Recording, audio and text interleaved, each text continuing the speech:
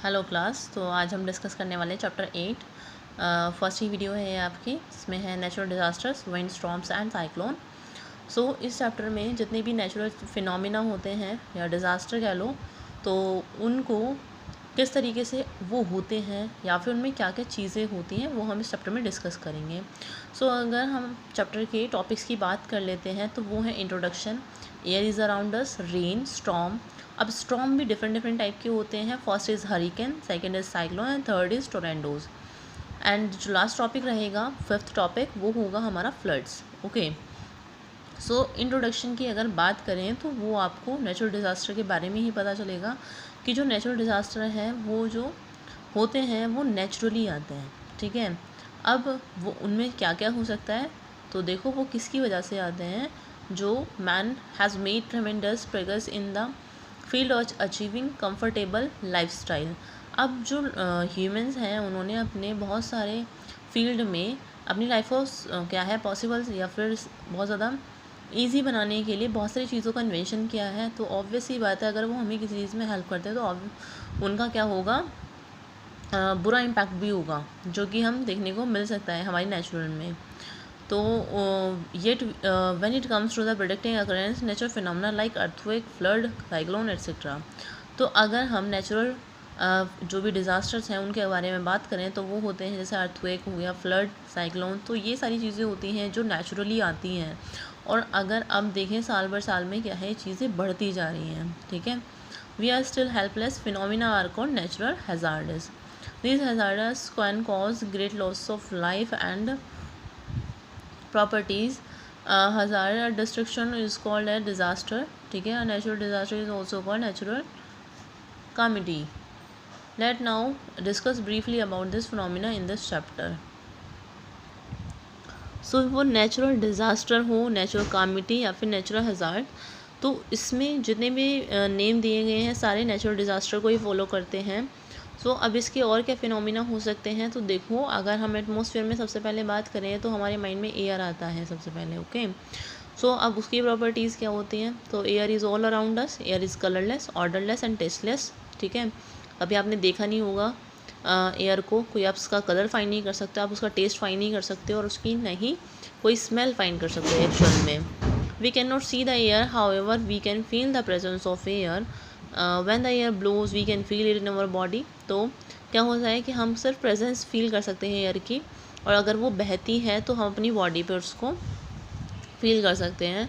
On the leave और tree सोन। ठीक है। तो जो ट्री होते हैं, लीव्स होते हैं, वो भी क्या है, मूवमेंट होता है उनका, तब पता चलता है कि एयर क्या है, ब्लो कर रही है। Earth is arounded by a cover of air is called atmosphere. अब जो एटमॉस्फेयर कहा गया है वो इसको कहा गया है कि अगर एयर का चारों तरफ कवर है ना, हमारे चारों तरफ, तो उसको बोला गया एटमॉस्फेयर, कि हम जिस एटमॉस्फेयर में हैं या फिर उसमें कौन कौन सी जो गैसेस हैं वो प्रेजेंट हैं। तो अब यहाँ पर एयर की कॉम्पोजिशन की ही बात होती है। कॉम्पोजिशन मतलब कि एयर में कौन कौन सी गैसें प्रेजेंट होती हैं। तो यहाँ पर थोड़ा सा डिस्कस कर लेते हैं हम कि पहले क्या कंडीशन थी और अब क्या होती जा रही हैं। ओके। सो अगर यहाँ पे बात करें तो जो फ्रेंच साइंटिस्ट थे Antoine Lavoisier in 1789 shows for the first time that air consist many two gases, nitrogen and oxygen. Now we know that many other gases are also present in the air in smaller amounts. तो इन्होंने 1789 की बात बताई है कि first of all जो scientist थे, French scientist Antony लेविसर, तो उन्होंने ही बताया था कि जो एयर की कॉम्पोजिशन है उसमें ओनली टू गैसेस प्रेजेंट होती हैं। First is nitrogen and second is oxygen. But after that time, अगर हम अब की बात करें या फिर अब से प्रीवियस 10 ईयर्स बिफोर जाएँ, तो आपको क्या है, एयर की जो कॉम्पोजिशन है उसके अंदर और भी अदर गैसेस प्रेजेंट मिलेंगी, और उसके रीज़न क्या है वो हम आगे बढ़ेंगे। Alright. So all these gases do not react with each other under normal condition. They are the air mixture of nitrogen, oxygen, carbon dioxide, argon, helium, neon, krypton and जीरॉन। These gases in the air show their own properties. देखो ये सारी जो gases होती हैं ऐसे नहीं है कि इनकी क्या है रिएक्शंस चलती रहती हैं, या फिर ये क्या है मतलब एक तरीके से मिक्सचर होता है ये गैसेस का, जिसमें ये सारी क्या है गैसेस प्रेजेंट होती हैं। अब इनमें जो कार्बन डाइऑक्साइड है या फिर जो हमारी इनर्ट गैसेज हैं ये क्या होती हैं, थोड़ी हार्मफुल होती हैं। ठीक है, अब ये आ कहाँ से रही हैं और या फिर इनका क्या इम्पैक्ट हमारी लाइफ पे पड़ रहा है। देखो, these gases can be separate from each other by suitable laboratory such as liquefying the air and then separating the various gases of fractional distillation. अब इनके क्या होता है, गैसेस को फ्रेश करने या फिर प्योर करने का भी मेथड होता है, जिसमें इन्होंने दो मेथड की बात करी है, liquefying the air and second is fractional distillation. Alright, so यहाँ पर अब दिया हुआ है कि जो गैसेस होती हैं उनकी खुद की एप्लीकेशंस होती हैं। एप्लीकेशन इन द सेंस कि उनके यूजेस होते हैं खुद के। जिस तरीके से यहाँ पर एग्जांपल दिया हुआ है ऑक्सीजन का। So oxygen is needed for respiration bye all living organism.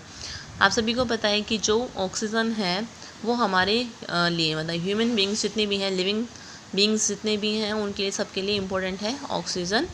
Alright, and second जो उन्होंने बताया है, ऑर्गन और नियॉन जो होती हैं वो यूज़ की जाती हैं इलेक्ट्रिक बल्ब्स में फिल करने के लिए या फिर डिस्चार्ज ट्यूब्स में।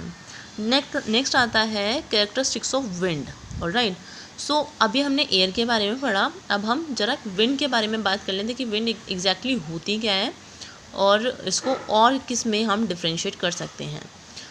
फर्स्टली इसमें दिया हुआ है, when air moves gently it is known as breeze, when air moves quickly it is called wind. ठीक है, तो यहाँ से आपको क्लियर हो गया कि ब्रीज क्या है और विंड क्या है। अगर वो स्लोली ब्लो कर रही है that is called breeze, and अगर वो मूव क्विकली, ठीक है, तो विंड।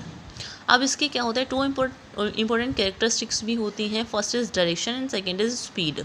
ऑलराइट, देखो जो अब हम यहाँ पे पहले इसके इंस्ट्रूमेंट की बात कर लेते हैं। The instrument use to find the direction from which the wind is blowing is called wind vane. Alright, it is called as weather vane. उसको हम क्या बोलेंगे, वेदर वेन या फिर विंड वेन, जो कि हेल्प करता है डायरेक्शन फाइंड करने में विंड की। नेक्स्ट दिया हुआ है, wind vane comes in different shapes. All design basically consist of a pointer vane fix to the opposite end of a horizontal rod प्योवर। देखो यहाँ पर आपको जो ये डायग्राम दिया हुआ है ये विंड वेन का ही है। ठीक है, तो इसमें क्या है, एक रोड है सेंटर में और इस तरीके से प्लस के साइन में आपको डायरेक्शंस शो की हुई हैं। अब क्या होता है, जिधर की साइड क्या है हवा ब्लो करती है वैसे उसकी हम डायरेक्शन उसकी फाइंड कर सकते हैं, है ना। नेक्स्ट दिया हुआ है, so that is free to rotate. ठीक है, फ्री होता है ये, ऐसा नहीं होता है कि आपको बहुत ज़्यादा, मतलब एयर का प्रेशर बहुत ज़्यादा हो जब जाके ये मूव करेगा, ऐसा नहीं होता है। ईजीली ये मूव कर सकता है जैसे ही अगर थोड़ी सी हवा बहती है। तो wind turns the when towards the side is blowing the pointer given the direction. ठीक है, वही है कि अगर जिस तरीके से ब्लो करता है उस तरीके से डायरेक्शन उस तरह मूव हो जाती है। Next is the speed of the wind depends upon. अब जो विंड है, विंड की स्पीड है वो किस पर डिपेंड करेगी। तो फर्स्टली यहाँ पर हमने जो एपरेटस पढ़ा, इंस्ट्रूमेंट पढ़ा कि किसकी हेल्प से हम विंड को फाइंड कर सकते हैं, तो वो डायरेक्शन बता रहा है उसकी। ठीक है, क्योंकि हमने डायरेक्शन के बारे में पढ़ा था। अब सेकेंड हम बात करते हैं स्पीड की। तो अब जो प्रेशर है, differences between two areas, when the difference is high the wind rushes from high pressure to low pressure. So obviously बात है, कुछ भी है, अगर कोई लिक्विड फ्लो कर रहा है या फिर कोई भी गैस एक्सपेंड होती है वो higher concentration to lower concentration जाती है। सिमिलर इसमें है, ठीक है, higher pressure to lower. The speed of the wind is usually measured with an instrument called an anemometer. ठीक है, तो जो अब विंड की स्पीड को मेजर करने के लिए यूज़ किया जाता है इंस्ट्रूमेंट, वो होता है एनेमोमीटर। नेक्स्ट यहाँ पर जो एनेमोमीटर होता है वो भी टू टाइप्स के होते हैं, कप होता है and second is propeller. Okay, तो ये टू टाइप के होते हैं, ये भी आपको पता होना चाहिए। Next is characteristics of air. अब एयर की क्या क्या कैरेक्टरिस्टिक्स हो सकती हैं। फर्स्ट दी हुई है, air spends of on heating. Air क्या है, एक्सपेंड होती है हीटिंग पे। तो अब थोड़ा सा अगर हम पीछे जाएं, बस मैं आपको रिकॉल करा रही हूँ, उसके बाद रिलेट हम यहीं से करने वाले हैं। तो सॉलिड, लिक्विड, गैस, आपने मैटर्स पढ़े होंगे, जिसमें जो गैस होता है उसके जो पार्टिकल्स होते हैं वो क्या होता है, इधर उधर ईजिली मूव करते रहते हैं। और आपको पता है कि अगर हम किसी भी मैटर में हीट प्रोवाइड करते हैं तो उसके पार्टिकल्स जल्दी जल्दी मूव करने लगते हैं। सो सिमिलरली जब सॉलिड के होने लगते हैं, जब सॉलिड के इतने फिक्स पार्टिकल्स होते हैं और वो मूव करना स्टार्ट कर देते हैं, तो ऑब्वियस ही बात है जो गैस है उसके तो करेंगे ही करेंगे। तो यहाँ पर इन्होंने बताया है, on heating the air expends and occupy more space. ठीक है, जितनी ज़्यादा उसको हम हीट प्रोवाइड करेंगे उतनी ज़्यादा वो एक्सपेंड होगी और उतनी ज़्यादा उसको स्पेस चाहिए होगा। When something occupies more space it become lighter the warm air is there lighter than the cold air, ठीक है।